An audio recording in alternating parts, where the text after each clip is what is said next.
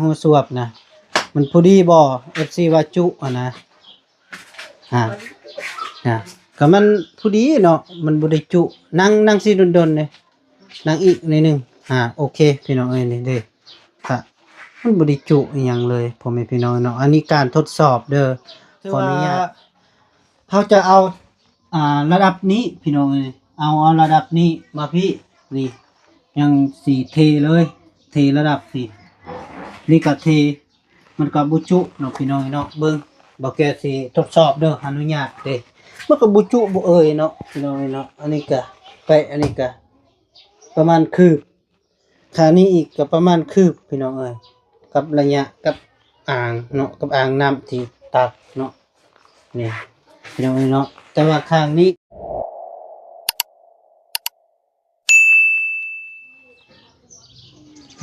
โถโหแม่พี่น้องเนาะพอดีบ่าวแก้วก็กำลังเดินทางมาแต่พาน้องแมนไปตัดผมพี่น้องเนาะพอดีบ่าวแก้วมาเบิ่งกะเพิ่นโบกข้างหน้าแล้วพี่น้องเนาะแต่ตอนไปเพิ่นก็เวลายังน่ะมักปูนพี่น้องเนาะเพิ่นกำลังสมปูนวันนี้กลับมาแล้วก็แล้วเพิ่นโบกข้างหน้าพี่น้องเนาะนี่เป็นขั้นตอนที่โบกผ่าแล้วพี่น้องเนาะคนอื่นก็ขาบทักทายสบายดีและสวัสดีเด้อพ่อแม่พี่น้องบ่ว่าอยู่ในหรือต่างประเทศก็ยินดีต้อนรับเข้าสู่ซองเบาแก้วคือเก่าพี่น้องเนาะดีห้องน้ำน้องงาน้องฟ้าแล้วก็พอขั้นตอนโบกพี่น้องเนาะแต่ว่าเบาแก้วก็ยังสั่งอีกปูนพี่น้องเนาะปูนแล้วก็ปูนอีก6สอบปูนเขียวบัดนี้ท่อพี่น้องเนาะท่ออีกพอดีท่อเขียวท่ออ่อนพอดีเม็ดละแล้วก็สร้างบล็อกอีกพี่น้องเนาะสร้างบล็อก10ก่อนสร้างบล็อก10ก่อนพอดีสิกอข้างนี้พี่น้องเนาะสิกอบนที่ห้องสวบหัวสวบพี่น้องเนาะเพราะว่าสิตั้งหัวสวบนี่ต้องได้เทพ่อแม่พี่น้องว่ามัน มันแคบมันทุนี่มันบ่แคบพ่อแม่พี่น้องเนาะเพราะว่าบ่แก้วยังสิเทนี่ยังให้เพิ่นเทออกอีกข้างนี้มันบ่ได้แคบพอดีเป๊ะเลยพ่อแม่พี่น้องเนาะบ่ได้แคบและบ่ได้จุก้นบ่ได้จุผาพี่น้องเนาะ แต่ก็ นี่ก็เฮ็ดอ่างพี่น้องบ่แก้วสั่งให้เฮ็ดอ่างพอดีอ่างน้ำข้างนี้เนาะพี่น้องพอดีทางอ้ายใจบุญเพิ่นให้ทุบออกพี่น้องเนาะทุบออกอีกบอกก้อนหนึงเพิ่นให้เฮ็ดอันนี้บ่ให้มันจุกับวงกบพี่น้องเนาะเพิ่นยานมันสิพาใส่วงกบแล้วมันจะเปื่อยพอดีเฮาทุบแล้วสิกอต่อพี่น้องเนาะต่อข้างนี้ขึ้นพอดีเป็นเม็ดกลัวข้างนี้5เม็ดพอดีเม็ด50พอดีบนอ่างน้ำที่เพิ่นอาบพี่น้องเนาะอันนี้ก็ถือว่าFC ก็หลายๆคนว่าคอมเมนต์มาว่าเจาะกับเสามันบ่เจาะพี่น้องเนาะเพราะว่าเบาแก้วก็เคยอยู่พี่น้องเนาะแล้วก็มีแต่บอกน้องแม่นมาทดสอบพี่น้องเนาะน้องแม่นมาพี่ ให้น้องแม่นเพิ่นขึ้นนั่งพี่น้องเนาะเพราะว่าตั้งแล้วติดตั้งมันจะแน่นแล้วพี่น้องเนาะเพราะว่ามันแห้งแล้วสบายดีเด้อลาเด้อโดยให้น้องนะขึ้นนั่งมาดูขึ้นนั่งหัวสวบนะมันพอดีบ่ FC ว่าจุอ่ะนะก็มันพอดีเนาะมันบ่ได้จุนั่งสิดนๆเลยนั่งอีกนิดนึงโอเคพี่น้องนี่เด้ค่ะมันบ่ได้จุอีหยังเลยพ่อแม่พี่น้องเนาะอันนี้การทดสอบเด้อขออนุญาตเนาะที่ว่าให้น้องเพิ่นทดสอบเนาะเพราะว่ายังสิเทอีก สิเทเกาะมาพี่น้องเอ้ยเนาะก็ออกมาข้างนี้อืมแล้วก็มันยังสิเทอยู่อืมนี่เอาพี่น้องเอ้ยเนาะอันนี้เป็นการทดสอบถือว่าเขาจะเอาระดับนี้พี่น้องเอ้ยเอาระดับนี้มาพี่นี่ยังสีเทเลยเทระดับสินี่ก็เทมันก็บุจุเนาะพี่น้องเอ้ยเนาะเบิ่งบ่แกสิทดสอบเด้ออนุญาตเด้มันก็บุจุบ่เอ่ยเนาะพี่น้องเอ้ยเนาะอันนี้ก็ไปอันนี้ก็ประมาณคืบค่านี้อีกก็ประมาณคืบพี่น้องเอ้ยกับระยะกับอ่างเนาะกับอ่างน้ำที่ตักเนาะนี่พี่น้องเอ้ยเนาะแต่ว่าข้างนี้จะเฮาสิเฮ็ดบอนสิใส่ฟ้าพี่น้องเนาะเพราะว่าเวลาอาบน้ำเราต้องไปเกาะใส่แล้วก็สิเอาตัวติดเอาพี่น้องเนาะเพราะว่าโบกแล้วเฮาสิติดใส่ทางนี้เพราะว่าเพิ่นก่อคือว่าเรียบร้อยสำเร็จแล้วพี่น้องเอ้ยเพิ่นเก็บเบิดมีแต่เพิ่นอ่าเพิ่นจะโบกเนาะมื้อนี้ก็ไปสั่งปูนแน่พี่น้องเอ้ยเนาะแล้วก็สิโบกแต่ว่าเงินที่อ้ายเพิ่นโอนมาให้แล้วก็บ่พอพี่น้องเอ้ยเนาะโซลาร์เซลล์ยังบ่พอเพราะว่าเพิ่นหลายเนาะอันนี้ต้องการโบกพี่น้องเพิ่นโบกก็งามเพิ่นโบกพาหน้าก่อนพี่น้องเอ้ยเนาะอันนี้ถือว่าก็มีแต่เบาแก้วสีรอทาว่า เอาปูนลง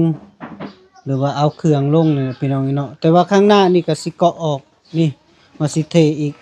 เทออกอีก50เซนพอดีเป็นเม็ดหนึงเลยให้มันจุกับถึงพี่น้องเอ้ยเนาะที่ว่าเฮาสิก่ออันนี้คือว่าข้างๆเนี่ยเฮาสิบ่เทกันเปื้อนเพราะว่ามันเจาะกับดินเขาหลายพี่น้องเอ้ยเนาะ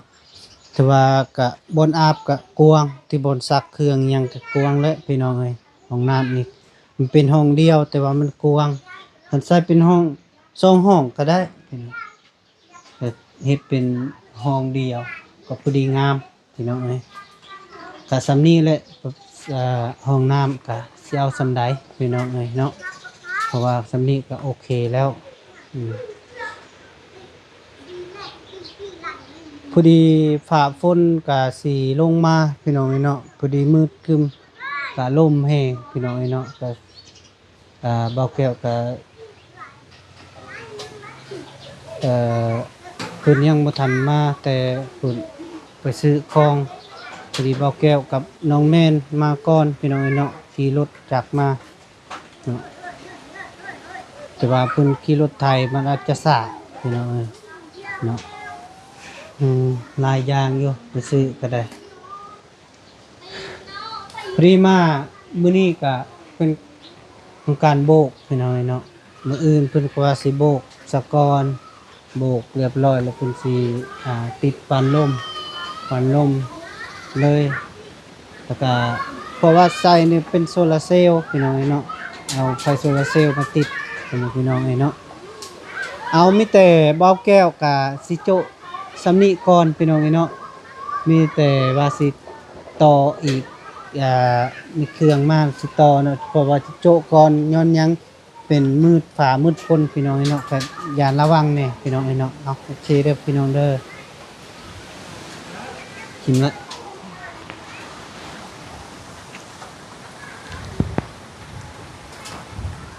เนี่ยประมาณนี้แหละพี่น้องเอ้ยแต่มุ้งน่ะเรียบร้อยแล้วมุ้งน่ะเรียบร้อยแล้วสำเร็จในการมุ้งการหยังมีแต่ใส่ปันลมบัดนี้เพิ่นโบกแล้วแล้วก็เพิ่นสิใส่ปันลมทาสีแล้วก็จบมีแต่มอบให้น้องเพิ่นเนาะ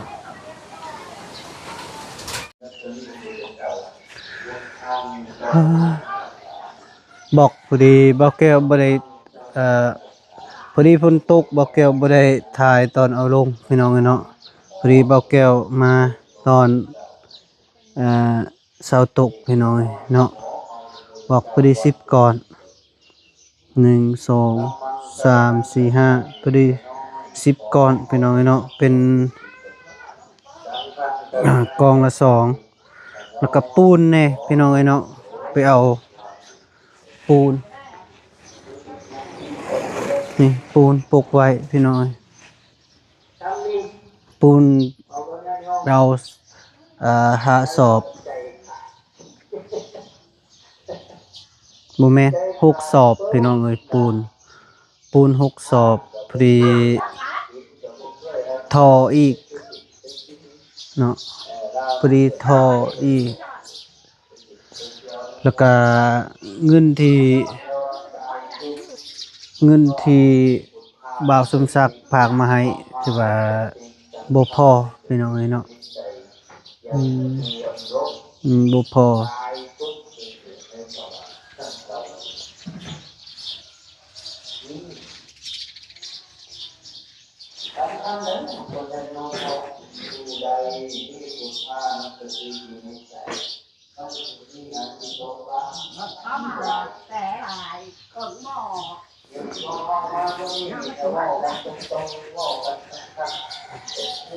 มีโทบานยังบ่ทันติดพี่น้องเอ้ยเนาะก็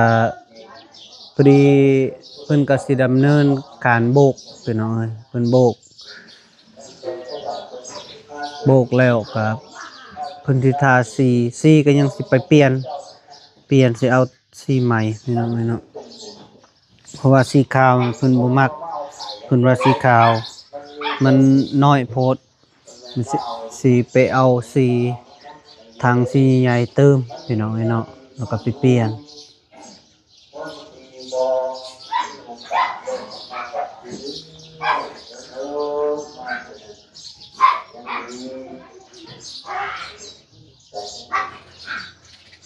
เพิ่นโบกก็ถือว่าโอเคคืองามคักนี่เลยพี่น้องเอ้ยเนาะถือว่าสีมืออยู่สร้างก็ได้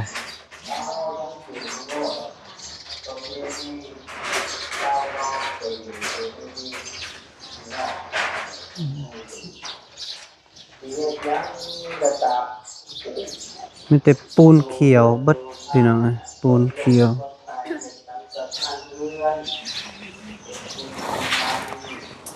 เพิ่นปลูกคักแน่พี่น้องเอ้ยเพิ่นปลูกคักเพิ่นยานฝนตก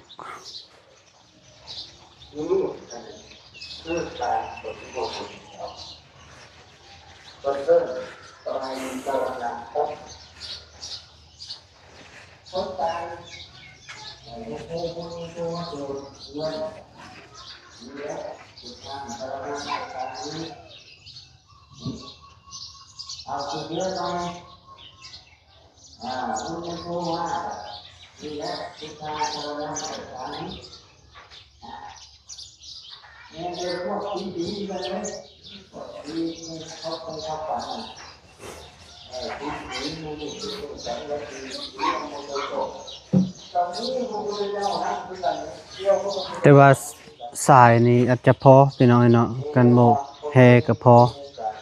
ดีบ่แก้วบ่สั่งเลยแต่ว่าพอแล้วสั่งบอกก็มีแต่เพิ่นสิกอนี้พี่น้องเอ้ยกอที่บอนทับนี้เพราะว่าบ่าวสมศักดิ์เพิ่นให้ทับออกก่อนหนึ่งพี่น้องเอ้ยบ่ให้มันจุนี้มันจุกับอ่ากับวงกบพี่น้องเอ้ยเพิ่นยันเปื่อยเอาค่านี้เอาก็ใหญ่เติบอยู่อ่างน้ำมันก็สิเทนี้เทบริเวณนี้พี่น้องเนาะเพิ่นยังสิก่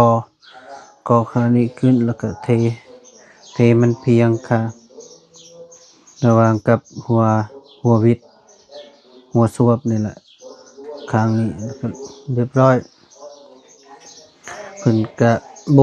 บกอ่างอยู่นี่ข้างในนี่เพิ่นก็หากโบกข้างเดียวนี่เพิ่นก็ยังสิโบกอยู่มื้อนี้มีแต่ว่าเพิ่นดำเนินการโบกข้างนี้พี่น้องเนาะ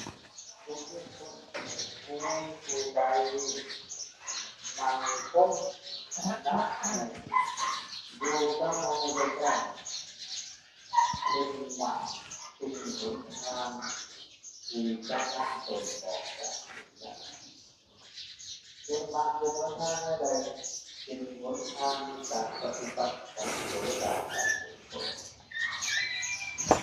ดาบันทุกคนที่จะได้ปฏิบัติบนทางในการให้เป็นปฏิบัติในเตะต่างกล่าวขึ้นไปปองกล่าวกล่าวติดพี่น้อง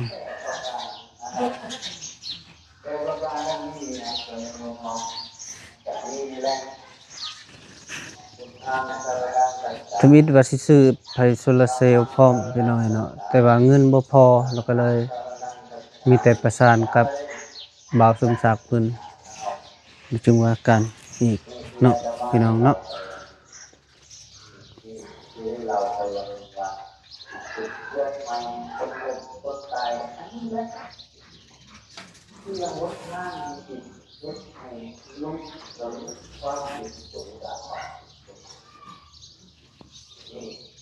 ผู้ใดเอาพระเจ้ามาปกปิดปฏิบัติมาเลยเป็นคนดี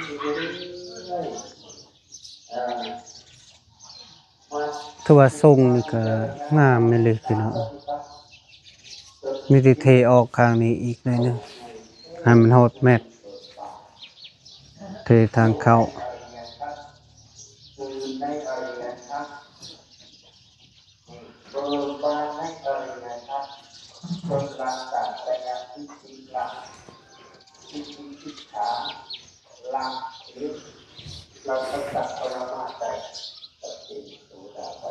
เอาพ่อแม่พี่น้องเนาะพอดีคลิปนี้บ่าวแก้วก็ขอจบคลิปปิดคลิปซะก่อน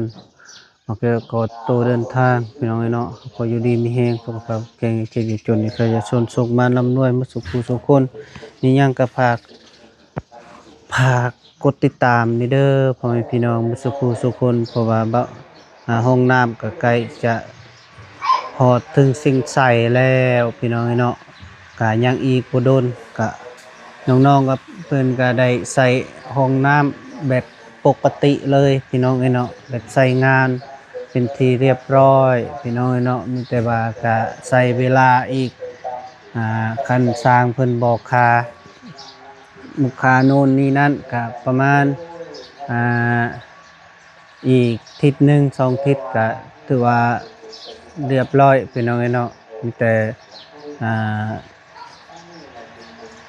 จ่ายเงินค่าสร้างแล้วก็มอบให้น้องๆเพิ่นเลยพี่น้องเนาะเอาคลิปนี้ก็อำลาก่อนบ๊ายบายพี่น้องมีสุขสุขคนเด้อ